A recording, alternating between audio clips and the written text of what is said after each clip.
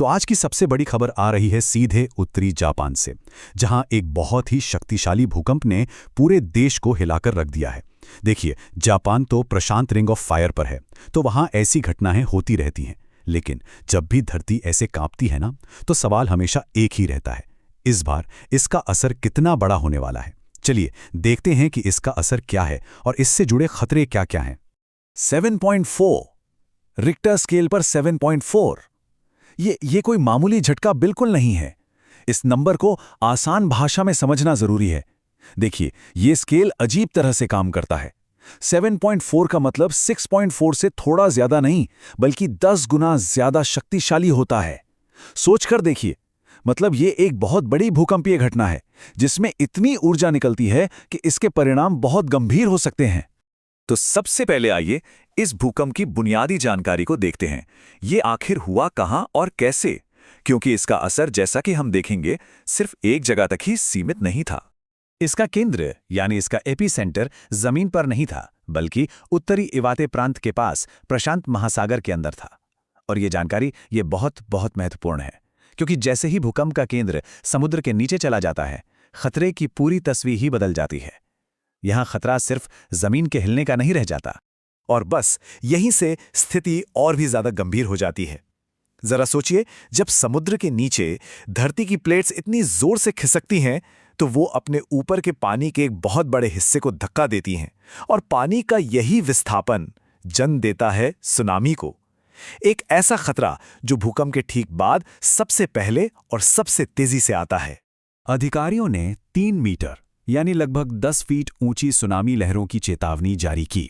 अब 3 मीटर सुनने में शायद उतना ज्यादा न लगे, लेकिन जब पानी की इतनी ऊंची और ताकतवर दीवार तेजी से तट से टकराती है ना, तो उसमें इतनी ताकत होती है कि वो अपने रास्ते में आने वाली हर चीज को तबाह कर सकती है।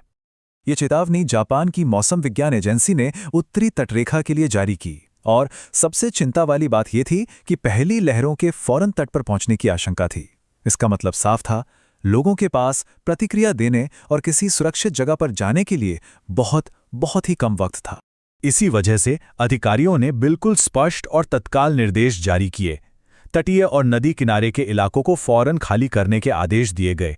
लोगों से कहा गया कि वो तुरंत सुरक्षित स्थानों की तरफ जाएं, जैसे कि ऊंची जमीन या फिर विशेष रूप से बनाए गए निकासी भवनों में। ऐसे समय में हर एक सेकंड कीमती होता है। तो अब देखते हैं कि इस भूकंप का असर कितना व्यापक था और ये कब हुआ। इसकी जो ऊर्जा थी, उसका प्रभाव सिर्फ इसके केंद्र तक ही नहीं रुका, बल्कि काफी दूर तक महसूस किया गया। ये टेबल हमें पूरे घटनाक्रम का एक त्वरित सारांश देती है। तो 7.4 तीव्रता का भूकंप था। समय था स्थानीय समयानुसार शाम के लगभग 4:53। केंद्र इवाते प्रांत के पास, और इसकी पहुंच, इसके झटके सैकड़ों किलोमीटर दूर तक महसूस किए गए। इस भूकंप की ताकत का अंदाजा आप इसी बात से लगा सकते हैं। इसका झटका इतना शक्तिशाली था कि इसके केंद्र से सैकड़ों किलोमीटर दूर राजधानी टोक्यो में भी बड़ी बड़ी इमारतें हिलने लगी थीं। ये दिखाता है कि जमीन के नीचे से कितनी जबरदस्त ऊर्जा निकली थी। इस तरह की आपदा की स्थिति में ही किसी भी देश की तैयारी का असली इम्तिहान होता है, और जापान तो अपने विश्व प्रसिद्ध आपदा प्रबंधन प्रणाली के लिए जाना जाता है। तो चलिए देखते हैं कि इस संकट से निपटने के लिए क्या कदम उठाए गए। सरकार के उच्चतम स्तर पर फौरन कार्रवाई शुरू हो गई। प्रधानमंत्री कार्यालय सक्रिय हो गया।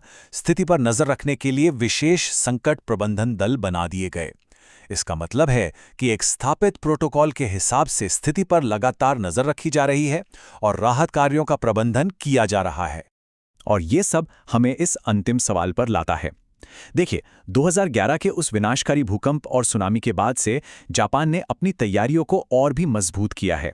लेकिन जब प्रकृति अपनी इतनी बड़ी ताकत दिखाती है, तो क्या कोई देश एक 7.4 तीव्रता की घटना के लिए सच में पूरी तरह से तैयार हो सकता है? ये सवाल सिर्फ तकनीक या मजबूत इमारतों का नहीं है, बल्कि यह त्वरित प्रतिक्रिया, स्पष्ट संचार और लोगों के अनुशासन का भी एक लगातार इम्तिहान है।